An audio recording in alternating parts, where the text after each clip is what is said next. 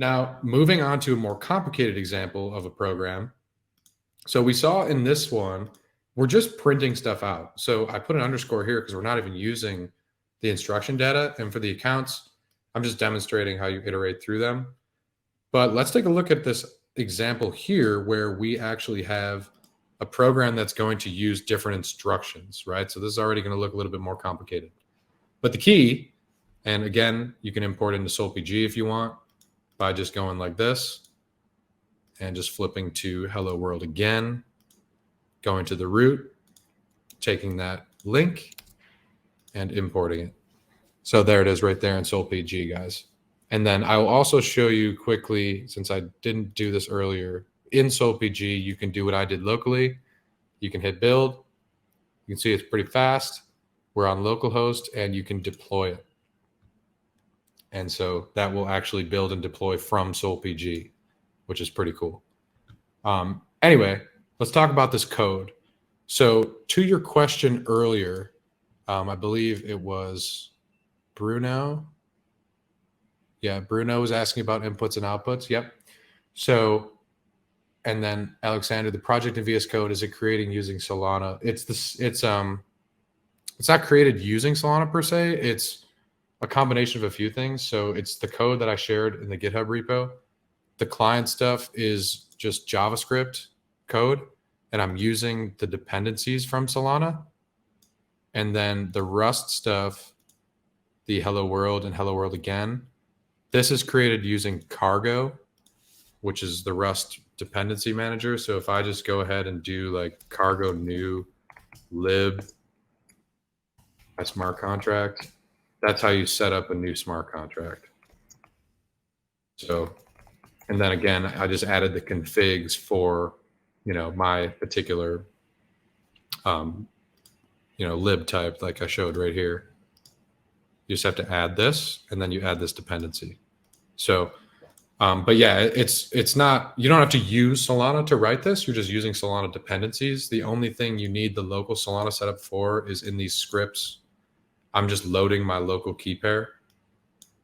But you can optionally, you don't really even need to do that depending on what you write here, but this is a great way to just like use your local configs to test. But yeah, it's not built using Solana. It's just involving Solana in the build. But anyway, so we're going to talk about the inputs and outputs question that you had earlier, Bruno, and that I'm sure a lot of people are wondering. So, taking a look at this code here for the Hello World Again program, we can see that we've got a number of different objects up here, which I'll come back to. But down here is the same setup we already saw. We are declaring the entry point to be hello world. And this time we don't have the underscore on instruction data because we're going to use it. And you can see in Rust, what you do is a match statement, but it's pretty much similar to like if else, some caveats, but you can think of it pretty much the same thing. And, considering the syntax here, you can kind of figure out what's going on. Like, hey, if it's this particular variant, do this. If it's this variant, do that, right? So what's happening here, if we ignore this line for now, in Rust, we basically have an enum that we're going to match on, and based on the variant, we're going to run different functions. And then the rest of the stuff is exactly the same as the last program, right? So how do we actually know like what this enum is? Well, up here, I've defined it here. And the cool thing about Rust is you can add the functionality to serialize and deserialize Rust code into byte format by just adding this annotation right here. And to add that annotation, you just need these two dependencies, Borscht and Borscht derive. But it's honestly that simple. Once you add this annotation, what Rust will do is it will implement for this enum all of the Borscht functionality that you're going to need. So for that reason, down here, we can create this variable instruction, and we can use the instruction enum that we defined, and we get this try from slice function that comes from Borscht. And then you can see that obviously we are just running it on the instruction data. And what that's going to do is it's going to take this slice of bytes and it's going to try to deserialize it into the my instruction enum. And what's cool about Rust enums is your variant can have args in it. And this is exactly where your input output starts to come into play. So you've got this variant takes these args, which are defined right here, and this variant takes these args, the goodbye args, which are defined down here. And what's nice is you can see that these are different, right? Like this one has one field, this one has two. When you run, and since we've annotated each of these with Borscht as well, they're all deserializable. So when we do this, we're going to get one of these two variants and the associated args. And so our program is going to just say, okay, if we get the hello one, we're going to run say hello, and we're going to pass the args. You can see up here, my function say hello is using those args, and then I can just reference them, right? And then same thing with the goodbye function, pretty straightforward. But that's exactly how it looks on chain when you are sending instruction data to a program and it's trying to decide which operation to conduct.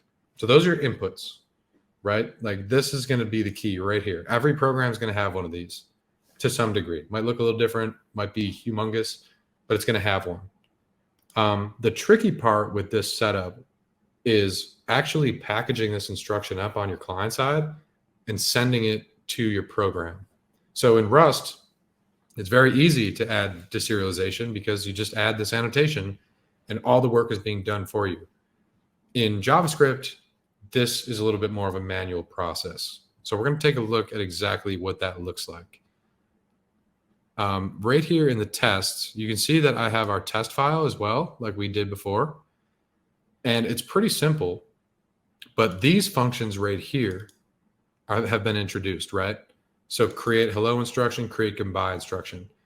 These are wrapping the manual process that I'm describing. So ultimately, when we do this, we're going to pass in these public keys and the message. And in this case, we have two messages like we saw with the on-chain code, which I'll keep up right here.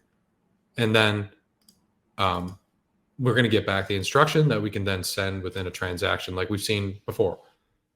But here's where the tricky part comes in, where we have to basically use JavaScript or TypeScript to create what we wrote in Rust. And so this is why a lot of times you'll see like dApps will leverage a smart contract, and then they'll also have an SDK, because in that SDK is all the code you need to match what's in the program. So here's what that looks like. We start with the enum. It looks exactly the same, right? And I'm actually going to do one of these guys here. See if we can see if this doesn't look messy. Cool. So you can see the enum looks the same, right? Except we don't have the args in there because that's going to happen later. So the enum itself is going to be which variant we're going with. And then let's take a look at say hello. So what you want to do is set up a class for this particular like instruction.